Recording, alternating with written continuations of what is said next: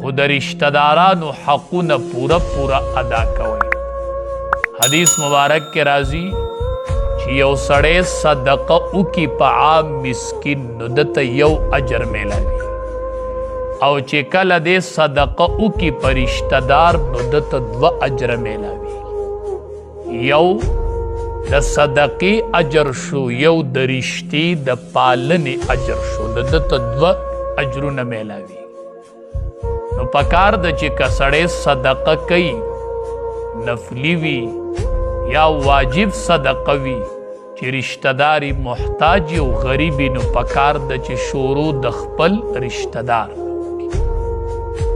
نبی کریم صلی الله علیه وسلم خپل یو پیره فرمایل وی د عباس رضی الله تعالی عنه په ځای به زکات زور دا زما تر دی، دا زما د پلار نسل دی.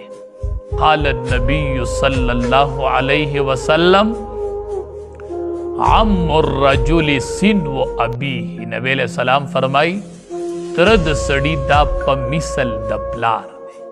نبی علیہ السلام د تر یو عجیبه مثال پیش کړ، لکه د سړي یو تروي، یوی پلاری یوی تری، نو د دواړو جهادو سردار او فرمایل وی د دې مثال داسې دی چې یوه تنه وي او یوه تنه 2 څانګې وکړي، تنه یوی او څانګې 2، نو داسې سړي نیکه وي او هغه 2 زامن وي، نو یو ستا پلار شو یو دې تره شو، نو دا د یوې تنې څانګې دي. د دواړو جهانو سردار او فرمایل تره او پلار دا د یوې تنې څانګې دي، یوه تنه ده او د هغې څانګې دي چې ستا ترونه 2 دي، نو د یوې تنې 3 څانګې شوې، یو ستا پلار شو 2 دي ترونه شول.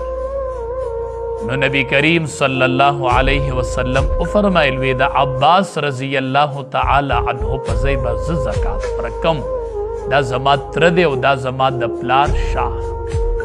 نو رشتہ دار ته وی ورکړه کوئ، کوشش دا کوئ چې که ستا حق چاته پاتې شي خیر دی، خو چې پتا د چا حق پاتې نشي.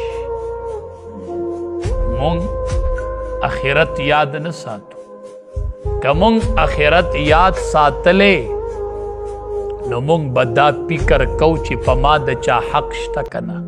ځکه قبر کې چې تا کیدي نو ستا نه دا تپوس نه کوي چې ستا پلانکي ته حق و تا ته هغه ولې نه اخیست، تا ولې خپل حق پرېښی دی. ستا نه به تپوس کیږي چې په تا د پلانکي حق و تا هغه ولې نه دی ورکړی. زموږ اخرت نه دی یا کنې دې عدالت ته وخېجئ. دا وکلا ټول کېنوئ وکیلان وایي دا پیلونه ښکاره کوي، دا کیسونه پکې د څه دي. هر یو کیس په دی چې زما په پلان کې حق دی او مال حق نه راکوي، دا کیس وي.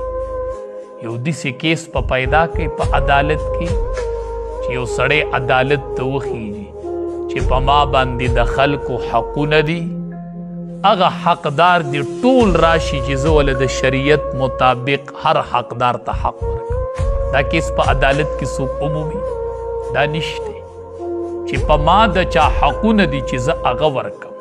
هر سړی وی په ده مې حق دی چې دی راکړي، او قبر کې چې تا کیدي نو تا په دې نه نیسي چې ستا په پلان کې حق و تا ته ولې نه اخیستو، تا ته به وایي په تا د پلان کې حق و تا هغه ولې نه دی ورکړی. ډېر احتیاط کوو، ګورئ ډېر احتیاط کوو. دا به لویشت ځمکه نه ګورئ، دا دنیا کې لویشت او دا په آخرت کې اول لویشتي. دا په دنیا کې کنال دا او دا په آخرت کې اوه کنال دی. حدیث مبارک کې راځي چا چې پردې حق لاندې کړی هغه حق به د سټ د پاسه پروت وي. مثال حدیث کې دا بیان شوی دی که اوخي نو دا اوخ به د سټ د پاسه پروت وي، او که غوی نو دا غوا به د سټ د پاسه پرته دی به راپاسي. داسې هر شی ګورئ، پټي نه دی د چا ونه وړې ده هغه ونه به دې په سټ پرته او په میدان محشر کې به رارواني.